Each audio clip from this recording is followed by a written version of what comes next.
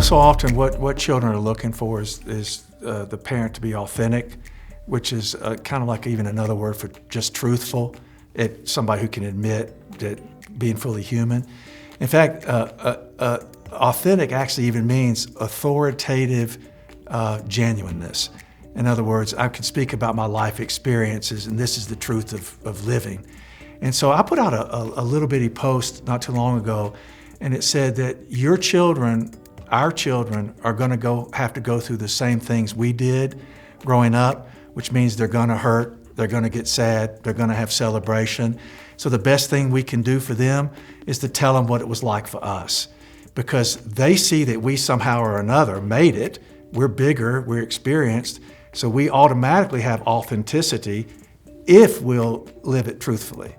And so our ability to say, yeah, I remember what it was like to have a broken heart.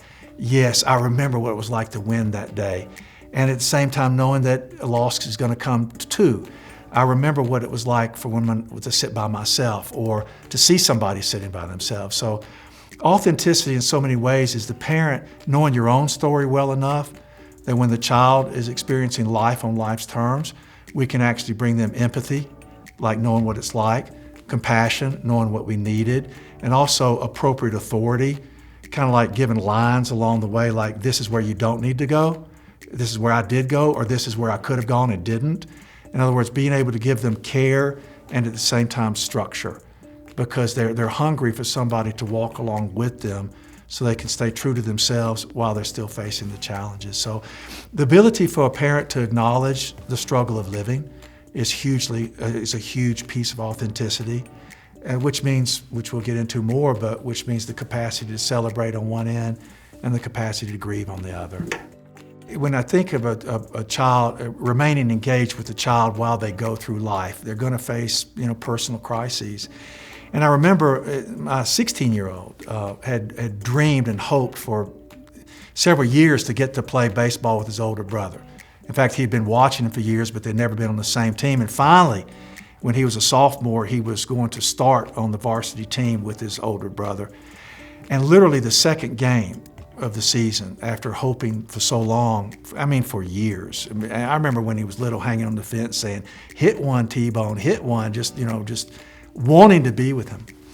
And the second game of the season, he literally, a muscle pulled off of his pelvis. He got a hit, made it to first base barely, and then was out for the next 5 weeks. And I remember midway, the crushed dreams.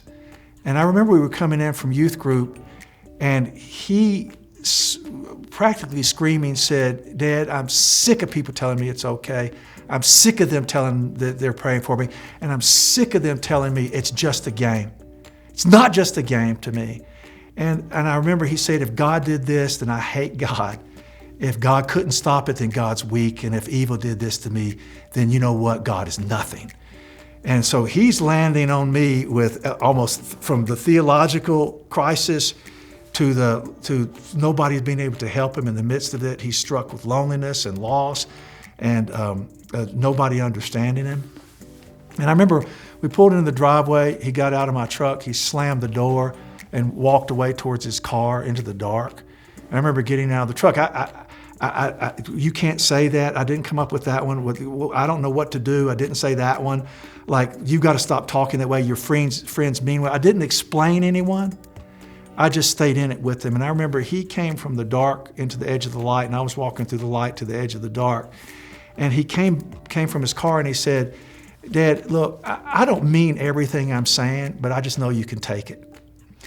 And what I said to him was, I don't have any answers for what you're talking about, but I know I'm staying with you in it. And so I think in that little story is a bigger story. One is the parent somebody who can tolerate the struggles of the child's life? Struggles of grief, for sure, but also capacity to celebrate. A lot of parents are scared of their children celebrating, being thrilled with something. Hey, don't get too excited, or don't brag. In other words, don't celebrate achievement or experience, or, always keep your life little. When actually life is about an experience of having to experience something big. Great sadness, great celebration, and maybe even great life between. So I think being able to stay with the child emotionally without having to have all the answers is a huge part of walking through the crisis of living. I've mentioned earlier, like life is being good at struggle. And we as parents need to know our struggles so we can tell our children how to be good at life. So knowing our own humanity in a lot of ways, and God showing up in the midst of that, and friends. But mainly parents needing to show up in the midst of their children's lives is vital.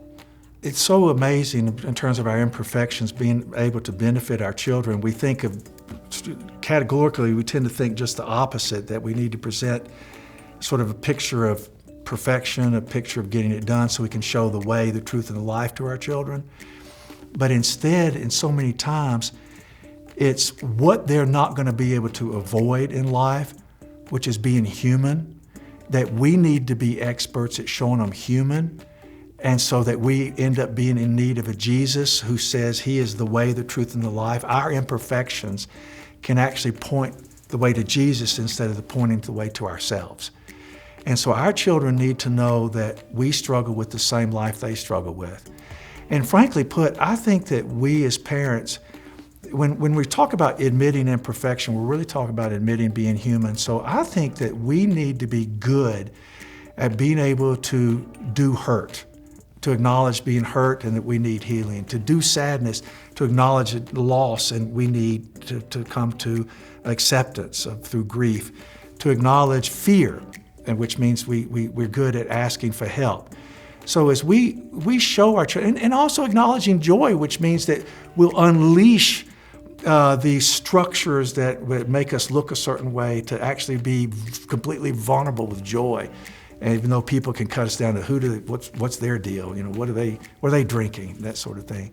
So our imperfections, really the imperfection of being human, which means the acknowledgement that we don't have control of life, but we have the tools of being able to live life, which is hurt that brings us to healing, sadness brings us to acceptance, loneliness brings us to intimacy. These aren't sins, they're the experience of being able to live fully in a tragic place. So in so many ways, what we call imperfection is actually being good at being human.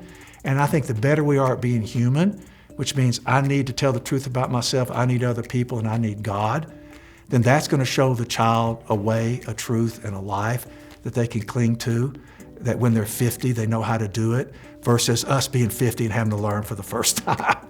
And so many of us, running from our imperfection, end up leading our children into paths that they have to fight their way out of alone in the future. We need to be good at being human now, before our children now, and not necessarily using our children as confessors, but using our children as us being able to tell the story of our lives that we've gotten help in. So I think it's very important. There is imperfection that is about being human that needs to simply be lived and admitted, and there's imperfection that needs to be addressed and changed.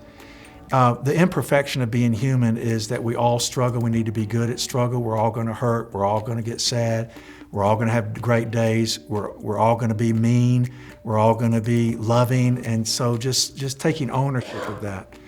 But there's a territory of imperfection that's really about needing change. Sin, the sin of rage. I'll do anything it takes to keep from having to feel fear, so I'm going to punish this child to keep their mouths shut so that they don't bother me. Lack of courage, not willing to step into things where I might be exposed as perhaps embarrassed. I remember my oldest son was pitching in an 8-year-old game, and they're being harassed like crazy, and he became emotional on the mound. And I remember walking out onto the mound, and I said to him, "Do you want to do this?" Knowing good and well he wanted to play baseball. He loved it. So I trapped him with the question, "Do you want to do this?" And of course he said yes. But and then I said, "Well, if you do this, here's what you do. Don't let them know that you even hear them. Act like they're not even there." Heckling, harming, screaming words about him, his family heritage. I mean, just crazy stuff. This is 8-year-old baseball. This is insanity. And I did not have the courage. I could not walk through the fear because of my own past with coaching days, that you never let a coach get to you, just deal with the shame. They're always belittling, but if you want to play, this is what you've got to do, keep your mouth shut. So I went out there, instead of calling the umpires, the blue, Say, Blue, stop the game. All you boys get off the field. Everybody come in. Until you stop that garbage that's going on over there on the other side, this game's over. I didn't even think of it. Instead, I walked out and told my son how to endure life instead of how to face life. I taught him how to survive instead of how to thrive. At that moment, he did not have a dad. He had no advocate. He was alone. And I know sounds like on one hand I'm making it too big, but when it comes to the heart, it's not too big. So this imperfection also needs to be changed. And it took me about 24 hours to wake up to what I'd done. And sometimes it can take 24 years. But it hit me afterwards what I could have done. The next day, I made amends to the whole team. Sought forgiveness from my 8-year-old son, said, son, I was wrong. And so that imperfection was an imperfection that needed to be confessed. Even repented. Repent means to come home to how God made me, to come home to how we hunger to be the best parents. And the best parent is the parent who is capable of seeking forgiveness. Like, this needs to be changed. And at the same time, there's this other thing. It can't change. I'm going to keep messing up my whole life. But I'll be truthful about it in the process. So imperfection is our condition. Also, the capacity to be changed is also our possibility. I think the one thing that we as humans spend a great deal of time in our later years, in some ways from maybe 15 on, we spend a great deal of time constricting hope. Even a lot of times we tell people like, hey, I don't need to get my hopes up, and that way I won't be disappointed. And we literally are created with eternity in our hearts, which means that we are looking for all good things, all fulfillment. We crave the complete. And that's driven by hope. So often we need to be parents who celebrate when hope's fulfilled. We grieve for our children with them when hope is dashed, but we never, ever, ever, ever, ever tell them, don't get your hopes up, so that you won't have to feel life. So I think the greatest form of giving and teaching your child resilience, one, to be somebody who always hopes and is willing to do the grief of hope being dashed and willing to do the celebration of hope being fulfilled, but we never tell our children to stop hoping. So we've got to be able to sit with them in their grief, to laugh with them in their joy, and also say, no matter what it takes, you keep hoping, because hope is of the eternal. It's how we're made. It's the image of God within us that can't stop.